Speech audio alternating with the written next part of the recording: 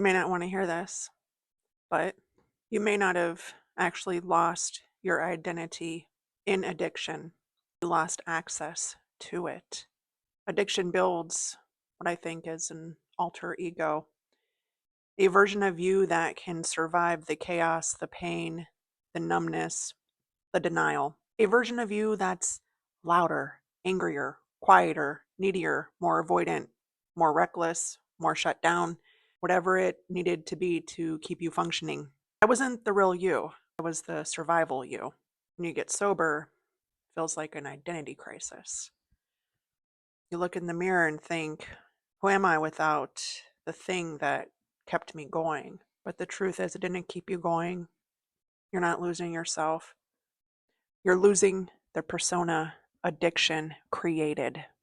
The version of you who tolerated too much, the version of you who abandoned yourself, the version of you who lived in denial, the version of you who needed a vice to feel okay, the version of you who couldn't sit with your own emotions, the version of you that stayed in that toxic, maybe abusive relationship.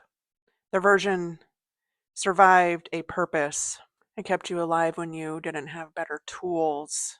But it was never your identity, it was a mask. It was a shield, a coping mechanism with the pulse. Sobriety strips that away, strips the illusion away. And at first, it feels like emptiness. It's weird, it's unsettling. Like you're walking around without skin. Like you don't know how to exist without the character you played for so long. But that emptiness isn't a loss, it's space. Space to learn who you actually are, space to meet yourself without distortion, space to build an identity that isn't shaped by pain or escape. Early sobriety feels uncomfortable because you're not used to being yourself. You're used to being the version of you that addiction sculpted. You didn't lose your identity. You're rediscovering it.